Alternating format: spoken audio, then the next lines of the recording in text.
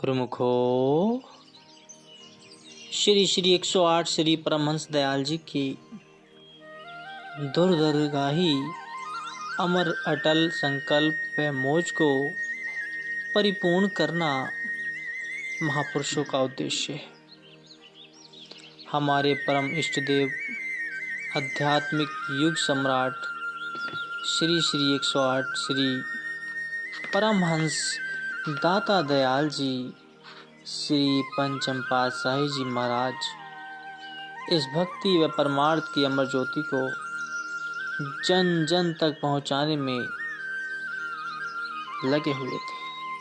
समय समय पर धरती की व अपनी प्रेमी भक्तों की हार्दिक पुकार को स्वीकार कर महाप्रभु जी ने अपने सुकोमल तन पर कष्ट उठाकर अनेक स्थानों पर जाकर रूहों को सन्मार्ग दर्शाया और भक्ति धन से कृतार्थ किया। गुरुमुखो एक बार श्री सतगुरुदेव महाराज जी के चरण कमलों में महात्मा दर्शन अमरानंद जी व कुछ एक प्रेमी भक्तों ने जम्मू कश्मीर में रह रहे गुरुमुखों के दिलों की अभिलाषा को पूर्ण करने हेतु वहां की धरती को श्री दर्शनों से कृतार्थ करने की विनय की।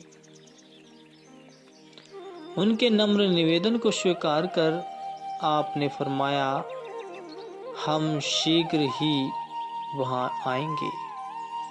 महाप्रभु जी ने प्रथम बार 12 मई सन 1978 को जम्मू व कश्मीर की धरती का सौभाग्य जगाने के लिए विमान द्वारा अपने निजी सेवकों के साथ बंबई से श्रीनगर कश्मीर में कृपा फरमाई।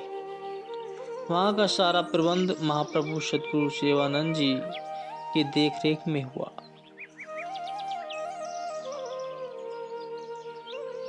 एयरपोर्ट पर गुरुमुख प्रेमियों ने भव्य स्वागत किया।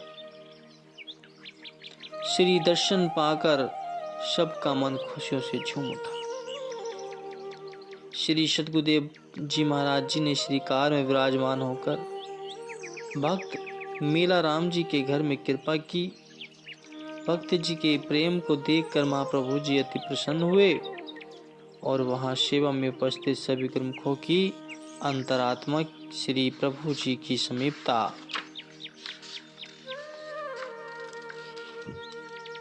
और देश देव दुर्लभ दर्शन पाकर प्रफुल्लित हो उठे। भक्त जी के घर के बाहर खुले आंगन में पंडाल लगाया गया था। वहीं पर नित्य प्रति शाम के समय संगतों को श्री दर्शन एवं सत्संग का सौभाग्य प्राप्त हुआ था।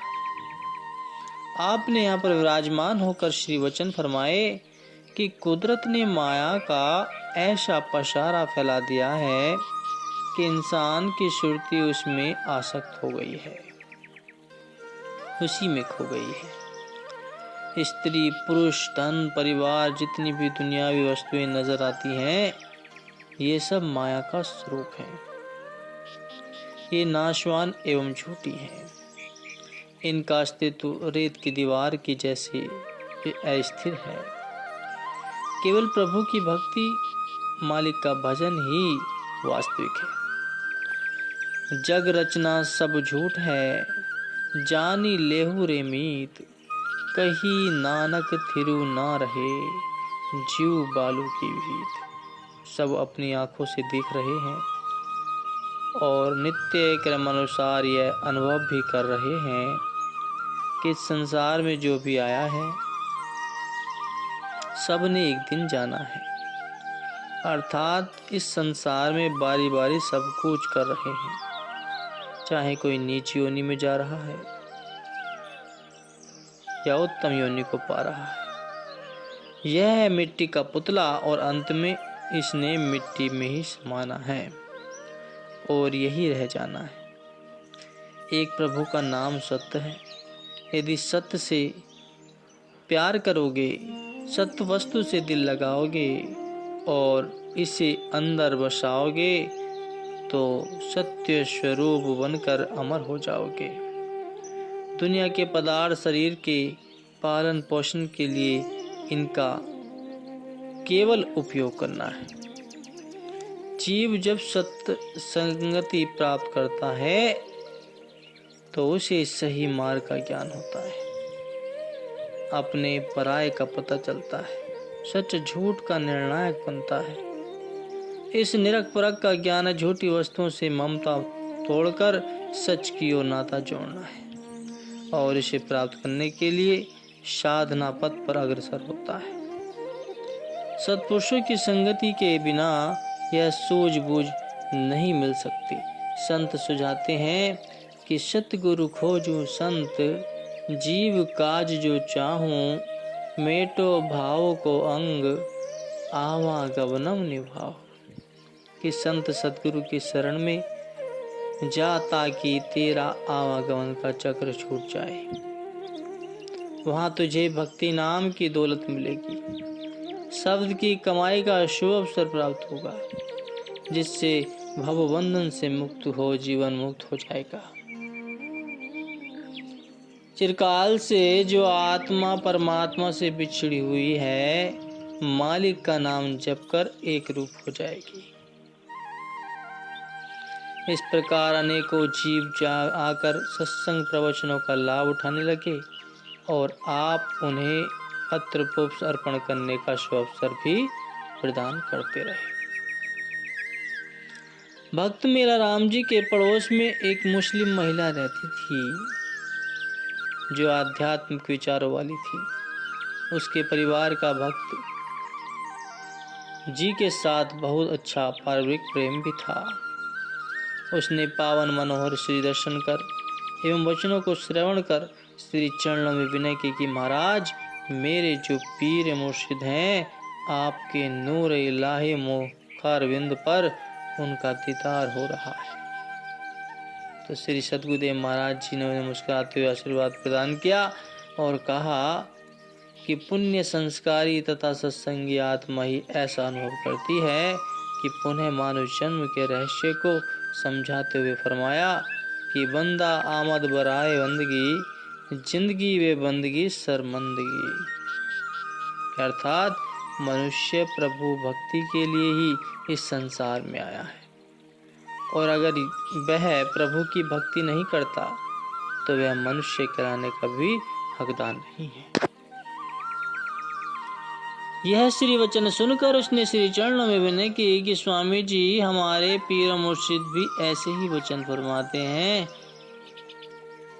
कि गाफिल अज ए अक जमा सद मर्गदा, जिंदगी याद अस्त निज दे आसिरफा। अर्थात प्रभु को भूल जाना सौ मौतों के बराबर है और सत्पुरुषों की संगति में आकर उसे याद करना जिंदगी के बराबर है। तो श्री सद्गुरुदेव महाराज जी ने फरमाया कि प्रभु को भूल जाना मौत के बराबर ही नहीं अपितु मौत से भी ऊपर है, क्योंकि जो मरता है वह तो परमात्मा के हुक्म के अंदर होता है, लेकिन जो मनुष्य जन्म पाकर भी सुमिरन नहीं करता वह उसके हुक्म से बाहर होता है। यह श्री पावन वचन सुनकर उसके अंदर में प्रकाश उत्पन्न हो गया और वह बार बार श्री सद्गुरुदेव जी महाराज जी के श्री चरण कमलों में सजदा करने लगी और श्री सद्गुरुदाता दयाल जी ने प्रेमी भक्तों की विनय पर उनके घरों में कृपा की एवं सच्चे नाम की दात प्रदान कर उन्हें श्री चरणों के संग जोड़ा। महाप्रभु जी के चरणों में कुछ प्रेमी भक्तों ने कश्मीर की वादियों की प्राकृतिक सुंदरता को निहारने के लिए विनय की। उनकी विनय को स्वीकार कर आपने निजी सेवकों के साथ मुगल गार्डनर्स, शालीमार बाग, चश्मा शाही बाग, निशांत बाग, बेरी नाग डल झील आदि स्थानों का भ्रमण किया। एक स्थान पर साथ में आए हुए सेवकों को बिठाकर श्री वचन हुए कि इन प्राकृतिक मनमोहक दृश्यों को देखने के लिए लोग धन खर्च करते हैं, समय खर्च करते हैं, परंतु यह केवल मन की क्षणिक खुशी के लिए होता है। यह सुख न तो उनका स्थायी सुख होता है और न ही उनको सदा के लिए मानसिक शांति प्रदान कर सकता है। आत्मिक आनंद और मानसिक शांति तो केवल सत्संग में ही जीव को प्राप्त कर सकते हैं।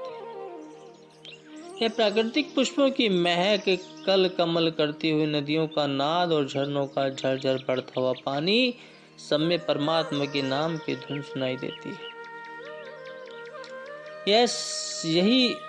यही राग सुना रही है कि परमात्मा ने जीवन का सौंदर्य इसी में भरा है कि मनुष्य अपने अंतर में उसी वास्तविक ध्वनि को सुनकर आनंदित रहे। तभी तो प्राय साधु संत एवं ऋषि मुनि नदियों, झील अथवा झरनों के समीप ही साधनरत रहते हैं। उनके पश्चात पुनः भक्त जी के निवास स्थान पर सबको श्री दर्शनों का सौभाग्य प्रदान हो। महात्मा योग रोशनानंद जी एवं महात्मा अनंत शांतानंद जी ने श्री चरण कमलों में आश्रम पर कृपा करने की विनय की। उन्होंने श्रीनगर में सत्संग के लिए छोटे छोटे आश्रम बनाए हुए थे और महाप्रभु जी ने विनय स्वीकार कर वहां पर भी कृपा सबको भक्ति का मार्ग सुझाया और श्री आनंदपुर दरबार की महिमा से अवगत कराया। एक दिन शाम के समय पावन श्री दर्शन सत्संग के पश्चात सब पत्र पुष्प श्री चरणों के में भेंट कर रहे थे। उस समय एक बालिका ने भी मत्था टेका। महाप्रभु जी ने भेंट किए हुए आमों से एक आम अपने पास पलंग पर रख लिया। उस बालिका के दिल में श्री प्रभु जी के चरण कमलों से स्पर्श किया हुआ आम लेने की तीव्र भावना उत्पन्न हुई। मैं सोचने लगी, काश यह आम प्रसाद रूप में मुझे मिल जाए। तो अंतर्यामी प्रभु जी ने उनकी ओर निहारा और झट से कर कमलों में वह आम उठाकर उसके हाथ में दे दिया। यह देखकर वह खुशी के आंसू बहाते हुए मस्ती से जोर जोर जयकारे लगाने लगी तथा कहने लगी कि सचमुच ही आनंदपुरवासी भगवान घटघटवासी हैं। इस अनुपम दृश्य को देखकर सब प्रेमी निहाल हो गए। इस प्रकार सब गुरुमुखों की अंतर्भावना को पूर्ण कर सब में सेवा और प्रेम का अखोट भंडार भर दिया और श्रीनगर में 3 से 4 दिन ठहर कर पावन श्री दर्शन व अमृतमयी वचनों से कृतार्थ किया। तो श्री सद्गुरुदेव महाराज जी ने श्रीनगर में 16 मई को विमान द्वारा जम्मू में कृपा की। यहाँ पर महात्मा जनों गुरुमुखों तथा संगतों ने एयरपोर्ट पर आकर भव्य स्वागत किया। चारों तरफ खुशियों की बहार छा गई। जम्मू शहर मानो आज अपनी किस्मत पलटलाते हुए अपने धन्य भाग्य मना रहा था। महाप्रभु जी ने श्रीकार में विराजमान होकर सर्वप्रथम जम्मू के हंकल आश्रम पर कृपा फरमाई। यहाँ महात्मा दर्शन अमरानंद जी ने शुभ आगमन में डोगरी धुन और डोगरी वेशभूषा पहने भक्तों के नृत्य का आयोजन किया। डोंगर भाषा में भजन बोलते हुए व शगुन मनाते हुए सुस्वागत हुआ। इस दिव्य नज़ारे को देखकर सब गुरुमुख जन हर्षित हो गए। परम आराध्य देव परोपकारी श्री श्री 108 परमहंस अवतार तृतीय पातशाही जी महाराज ने इसी आश्रम पर कृपा फरमाई थी। आज मानो वही नज़ारा फिर से सब गुरुमुखों को प्राप्त हो रहा था।